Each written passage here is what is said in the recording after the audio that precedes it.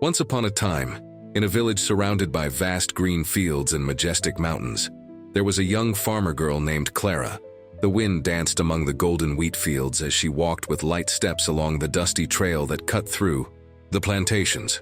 Her brown hair fluttered to the rhythm of nature, and her eyes, the color of wild honey, reflected the purity of a soul untouched by the world's malice.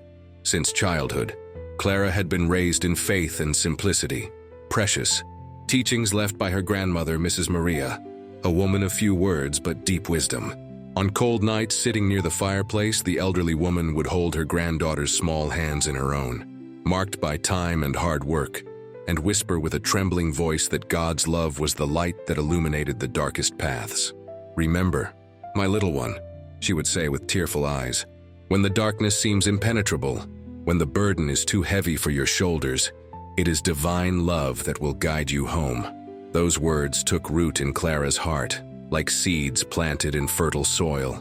Even after her grandmother's departure, taken by an unrelenting fever that swept through the region, the young woman kept alive the flame of faith she had inherited. The absence of the matriarch left a painful void, a wound that bled silently in her chest, but Clara learned to transform pain into strength, longing into determination. Years passed, and the girl grew into a young woman of simple and rare beauty. She worked tirelessly on her family's small farm, waking up before the sun announced the new day.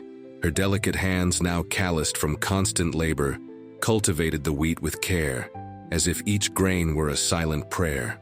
She cared for the animals with the same attention she would give to a sick sibling, conversing with them in moments of solitude, finding companionship in the watchful eyes of the sheep and the steady mooing of the cows. Although life was hard and challenges were many, the droughts that scorched the crops, the storms that destroyed months of work, the scarcity that sometimes knocked on the door like an unwelcome visitor, she always wore a smile on her face.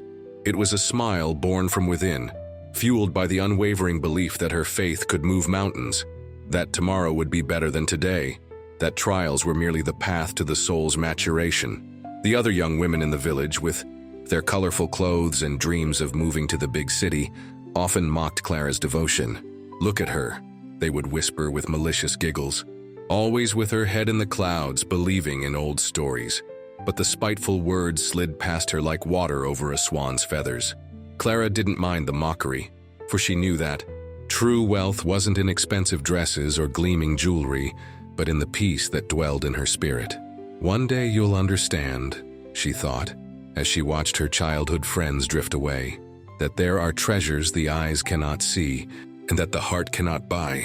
However, the tranquility of her life was about to be shaken like a serene lake, disturbed by a stone thrown into its calm waters. Destiny, in its mysterious ways, had plotted a trial for Clara that would test the strength of her faith to its very limits. One morning, when the dew still adorned the leaves like translucent pearls and the silence was broken only by the song of birds announcing the dawn, Clara walked to the river that cut through the property. It was her daily ritual, a sacred moment of contemplation before starting her tasks. Seated on a smooth stone by the clear water, she watched the reflection of the sky tinged with pink and lilac, lost in thoughts and silent prayers. It was in this vulnerable moment of introspection that Clara saw a figure approaching from the opposite bank of the river. He was a tall man, of elegant stature and measured gait, as if each step was calculated to make the maximum impact. He wore fine clothes of fabrics Clara had never seen, in deep red and gleaming gold tones. His hair, black as a starless night, contrasted with his pale, almost translucent skin, and his eyes had the hypnotic sparkle of two emeralds under the sunlight. The stranger smiled upon noticing he was being watched, and his smile possessed a disturbing beauty, like a rose too perfect to be true. He crossed the river by stepping on stones that seemed to appear beneath his feet, as if nature itself bowed to his passage. He approached Clara with the grace of a feline, and when he spoke, his voice was like music, enveloping and seductive. "Good morning, young miss," he said with elegant composure. "I hope I'm not interrupting your moment of solitude." Clara, who rarely conversed with strangers, felt strangely at ease in the presence of this man. There was something in him that inspired immediate trust like an old friend reunited after a long absence. "Good morning," she replied, trying not to show the fascination that consumed her. "You aren't from around here?" The man laughed, a crystal sound that echoed through the surrounding trees. "I am a traveler," he explained, sitting on the stone next to Clara with a disconcerting familiarity. "My name is Lucas and I come from distant lands, beyond the mountains you see on the horizon." Clara observed the mountains she had always known with new eyes, imagining what existed beyond those snow-capped peaks. What unknown worlds awaited discovery. A curiosity she had never felt before sprouted in her chest like a dormant seed finally. Finding sunlight. "I am Clara," she introduced herself with simplicity. "Clara," Lucas repeated as if savoring each syllable. An appropriate name for someone with her own light. In the weeks that followed, Clara met Lucas every day at the same place. The strange traveler spoke of worlds beyond what she knew, of cities with towers so tall they seemed to touch the clouds, of parties that lasted entire days, of clothes finer than butterfly wings and jewelry that sparkled like stars fallen from the sky. He promised riches, power, and a life full of adventures, far from the village's monotony and the exhausting farm work. "You deserve more, Clara," he would say, holding her hands with calculated delicacy. "Someone with your spirit should know the world, experience all it has to offer. Why settle for crumbs when you could have a feast?" The young woman, seduced by these glamorous promises and the prospect of a life of comforts she had never imagined, for herself, soon allowed herself to be captivated. Meetings with Lucas became the center of her thoughts, and the daily tasks she once performed with joy turned into unbearable burdens that prevented her from being in the company of the fascinating stranger. Her father, a simple man of few words, watched his daughters change with growing concern. "Clara is different," he commented one night to his wife, while the young woman for the first time refused to participate in the family prayer before dinner. "There's a shadow in her eyes I've never seen before." Clara's mother, a woman of unwavering faith as her daughter had been until then, sighed heavily. "We must pray for her," she replied with a voice choked by emotion. "Something is pulling our girl away from the path of light." However, any attempt at approaching was met by Clara with increasing irritation. Gentle questions about where she spent her afternoons were answered evasively. Loving advice was received with disdain, and worried glances were ignored with deliberate coldness. An invisible wall rose between the young woman and her family, built with bricks of secrets and mortar of lies. Meanwhile, over the days, Clara began to notice subtle changes in Lucas. His marvelous stories now came accompanied by demeaning comments about her simple life, about the naivety of her faith, about the prison without bars that was dedicating her life to honest work and devotion to God. The words that once sounded like poetry began to reveal themselves wrapped in deceptive and seductive subtlety, like poisoned honey that sweetens before it kills. In rare moments of clarity, when she was alone in her simple room, watching the starry sky through the small window, Clara felt a growing discomfort, a restlessness she couldn't name. Her grandmother's voice echoed in her memory, warning about the dangers of pride and greed, about how evil often disguises itself in the most beautiful garments to lure the unwary. "The devil doesn't come with horns and a trident, my little one," the elderly woman used to say. "He comes with promises your heart longs to hear." But these moments of doubt were quickly suppressed when Clara returned to meeting Lucas. The traveler, noticing the young woman's hesitations, intensified his charms, becoming even more attentive, more engaging, more irresistible. Clara, like a bird hypnotized by a serpent's dance, let herself be carried away by the fascination, sinking deeper into a swamp of illusions. The traveler was, in fact, a disguised demon, a being of shadows who had watched Clara for a long time. Attracted by the purity of her soul and determined to corrupt her, his goal was not just to conquer another servant for the darkness, but to destroy the light that shone so brightly in the young farmer girl, prove that even the strongest of the faithful could be bent by temptation. In moments of fragility, when Clara found herself exhausted from work or hurt by some comment from her father, Lucas began to insinuate himself more deeply into her life. He presented subtle temptations that tested her faith, like the idea of skipping prayers to meet him, of resting instead of working, of lying to protect their secret meetings. "Why tire yourself working when you could be with me?" he would ask, with a seductive smile. "Why follow rules imposed by others when you could be free? Why thank an invisible God for the little crumbs that fall from his table when you could have the world at your feet?" Gradually, Clara began to give in to these small temptations.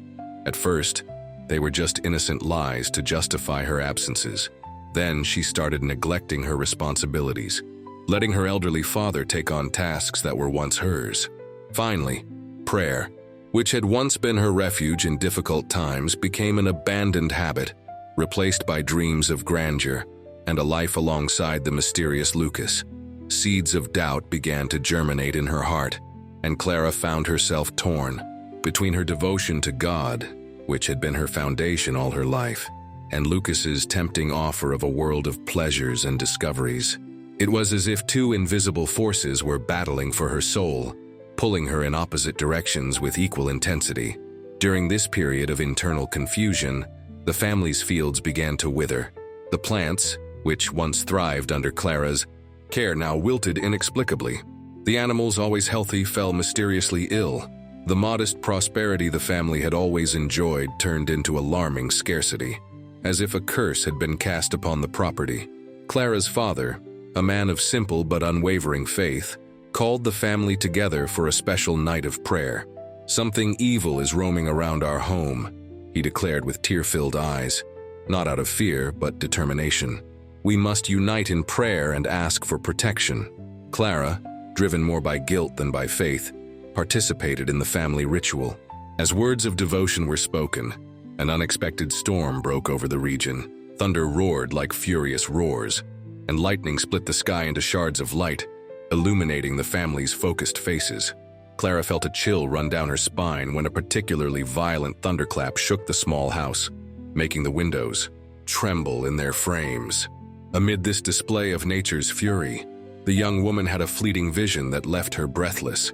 For a moment, when a lightning bolt illuminated the surroundings, she saw not her father's serene face reciting prayers, but a grotesque creature with eyes as red as embers and a smile full of sharp teeth. The vision lasted only a second, but it was enough to plant a seed of terror in her heart. That night, Clara couldn't sleep. She tossed and turned in her simple bed, tormented by nightmares in which Lucas transformed into a horrendous beast, dragging her into an endless abyss. In a moment of lucidity, between sleep and wakefulness, she remembered all the blessings she had been given.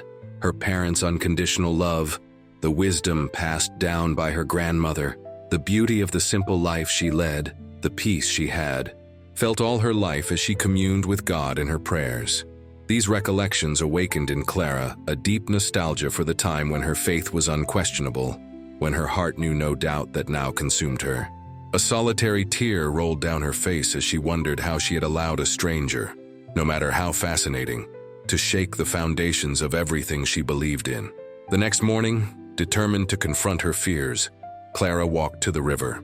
Earlier than usual, she needed to talk to Lucas, to demand explanations about the terrifying vision she had, to put an end to the emotional turmoil that was consuming her. However, the traveler did not appear. For hours, she waited by the riverbank, watching the sun traverse its path in the sky, tinting the waters first golden, then crimson, until the first stars began to speckle the heavens. When she was all ready, preparing to return home, disappointed and confused, Clara heard a familiar voice calling her name.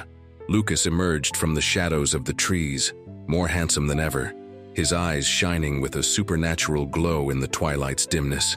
"Forgive me for being late, my dear," he said with a smile that did not reach his eyes. "I had important matters to attend to." Clara felt a shiver run down her spine as she noticed a subtle change in Lucas. There was an aura of danger around him, something primitive and threatening that she hadn't perceived before. Or perhaps it had always been there, hidden beneath the mask of charm and sophistication he wore so skillfully. "Who are you, really?" she asked bluntly, surprising herself with the boldness. "Last night during prayer I saw something." Lucas's smile disappeared, replaced by an expression of cold calculation. For a moment, Clara had the impression that the human mask he wore had slipped, revealing something ancient and malevolent beneath. You are tired, imagining things. He replied, quickly regaining his composure. Come with me now, Clara. It's time to leave this place behind. I have much to show you. Worlds you can't even imagine exist. He extended his hand in a tempting invitation, and Clara felt torn between the desire to accept and the instinct that screamed for her to flee. In her heart, a silent battle raged between the darkness Lucas represented and the light her faith had always been. I need time, she murmured, stepping back. I can't just abandon my family, everything I know. Lucas's eyes hardened, momentarily losing their seductive sparkle, revealing a calculating coldness that made Clara's blood run cold in her veins. Time is a luxury we do not have, my dear, he hissed. The choice is simple. Come with me now and experience pleasures you never dreamed of, or remain here, rotting in this end of the world, a slave to a God who doesn't care about your suffering. His words struck Clara like a whip, revealing the true nature of someone she thought was her friend, perhaps even her love. In that moment of painful clarity, she understood how far she had strayed from her values, how she had allowed the seduction of empty promises to corrupt her soul. I need to think, she stammered, taking another step back. Lucas smiled, but there was no joy in his expression, only a predatory satisfaction. Think, my Clara, he granted with a magnanimous gesture. I will be here tomorrow at sunset, but know that this will be your last chance. From then on, the gates of this paradisiacal world I offer you will be closed forever. With these words, he walked away, disappearing into the shadows of the forest that bordered the river. Clara remained still, feeling her heart hammering against her chest as if it wanted to escape. When she finally managed to move, she ran back home as if chased by invisible demons. Night fell over the village, bringing with it an oppressive silence. Clara, in her room, knelt beside the bed as she hadn't done in weeks. She tried to pray, but the words that once flowed naturally now seemed strange on her lips, as if she had forgotten her mother tongue after a long absence. A deep shame consumed her, the belated understanding of how she had betrayed not only her faith but herself. As she gazed at the full moon reflected on the river's surface, visible through her room's window, Clara felt the presence of something dark invade her peaceful space. A chilling wind blew through the closed window, extinguishing the candle that lit the room. In the sudden darkness, two eyes as red as embers appeared at the foot of her bed. "Why wait until tomorrow?" hissed a voice that was, and at the same time was, not Lucas's. "The night is the perfect time to seal our agreement." Lucas materialized before her, but no longer in the form of the handsome traveler who had seduced her. He revealed his true nature, a grotesque being with scaly skin, bat-like wings extending from his back like black membranes, and twisted horns adorning a vaguely human head. His eyes, however, were the same, hypnotic, seductive, promising worlds of forbidden pleasures. The demon smiled maliciously, displaying needle-like sharp teeth. "Surprised, my dear? This is my true face, the one I will show you when I have you completely." Coldness swept through Clara's body as she heard these words, but surprisingly the initial terror gave way to an unexpected calm. Her grandmother's memories echoed in her mind with crystal clarity, as if the elderly woman were beside her, whispering words of encouragement. "Evil only has power over us when we allow it, my little one," the voice in her memory said. "Darkness cannot exist where there is light."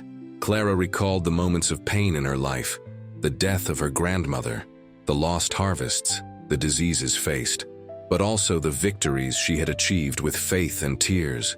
She remembered the warmth she felt in her chest when she prayed, the peace that filled her as she contemplated nature, perceiving God's hand in every detail, the unconditional love her parents devoted to her, a reflection of the divine love that had always surrounded her. Instead of succumbing to despair, as the demon expected, Clara found within herself a strength she thought she had lost. She decided that there was no treasure, adventure, or promise that could replace the peace she felt when she prayed and surrendered to divine love. Lucas confronted her with a bold proposal, a pact that would bring her wealth and glory, the knowledge of forbidden secrets, power over other men. In exchange, he demanded only one thing: the renunciation of her love for God, the voluntary surrender of her soul to darkness. A fair trade, don't you think? he asked with a crooked smile.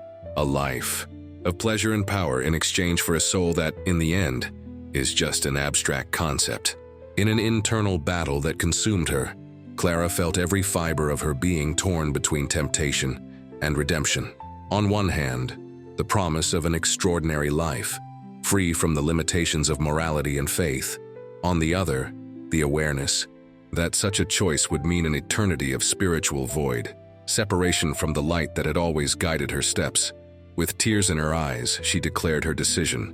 "No, I will not accept your pact. My soul belongs to God, and not all. The world's treasures can buy what is not for sale." At that moment, as if responding to her declaration of faith, the light burning within her began to shine intensely, first like a timid spark, then like a vigorous flame that illuminated the entire room, repelling the darkness surrounding the demon. Lucas recoiled, covering his eyes with his clawed hands, as if the light physically hurt him. His expression turned into a mask of fury and disbelief. "You are making a mistake, fool," he roared, his voice no longer melodious, but a guttural sound that seemed to come from the depths of the earth. "Do you think your God cares about an insignificant farmer girl? That your prayers are heard among millions of supplications? I offer certainties, not empty promises." Irritated by the unexpected resistance, Lucas tried to convince her with increasingly seductive promises, painting vivid pictures of a life of luxury and adventures awaiting her. At the same time, he threatened her with the loneliness and pain that would be her companions if she did not follow him, describing a future of hard work and lonely old age, forgotten by all, abandoned even by her precious God. But Clara, reinforced by her grandmother's memories and teachings, by the faith that had been tested and proven true, closed her eyes and began to pray fervently, no longer with rehearsed words or empty rituals, but with an open heart, asking for God's protection and the strength to resist the temptation presented in its most terrible and seductive form. Clara's prayer, born from humility and sincere faith, rose as an invisible shield between her and the demon.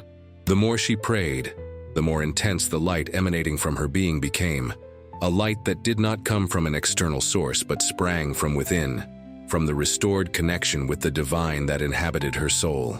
The demon, unable to withstand the light of faith emanating from Clara, began to dissolve, his grotesque forms fading into the dark night like mist under morning sun. His cries of fury turned into lamentations of defeat, echoing farther and farther until they disappeared completely. With accelerated breathing and a body trembling from the spiritual effort, Clara realized that she had overcome not only the demon who had been haunting her, but also the internal battle she had been waging against her own doubts and weaknesses. She had faced temptation in its most seductive form and emerged victorious, not by her own strength, but by the divine grace that had never abandoned her, even when she had strayed from the path. Upon seeing the demon disappear, taking with him the shadows that had dominated the room, a silver ray of light penetrated the window, as if the moon itself blessed her victory. An indescribable peace invaded her being, a sense of belonging and purpose that she had lost during the weeks of demonic seduction. Clara fell to her knees, not in despair but in deep gratitude. Tears of relief and joy freely streamed down her face as she thanked for the protection received, for the second chance, for the reaffirmation of her faith through the trial she had faced. When the sun rose, tinting the horizon with shades of gold and pink, Clara was already standing, working, in the fields with renewed energy. Her parents, observing her, immediately noticed the change. The light had returned to her eyes, the sincere smile to her lips, the serenity to her demeanor. Without the need for explanations, they understood that their daughter had returned, that the shadow which had distanced her from them had been dispelled by the light of her rediscovered faith. From that memorable night on, Clara became a beacon of hope for the village. Without fanfare or ostentation, she shared her story with those who faced doubts or temptations, encouraging them to remember the strength that faith can provide in the darkest moments. The family's fields, once wilted and barren, flourished with renewed vigor under her care. The animals regained their health, and the family's modest prosperity returned home, not as a reward for fidelity, but as a natural consequence of work done with love and dedication. Clara learned that the true treasure was not in material wealth or the fleeting pleasures Lucas had promised, but in God's love and the relationships she nurtured throughout her life. The freedom she found in resisting temptation strengthened her courage and spirituality, allowing her to face life's inevitable difficulties with grace and unwavering determination. With selfless love and sincere generosity, Clara cultivated her land and enriched the community's life, showing through actions more than words that, even in the face of the most extreme adversity, faith can transform uncertainties into blessings, despair into hope, darkness into light.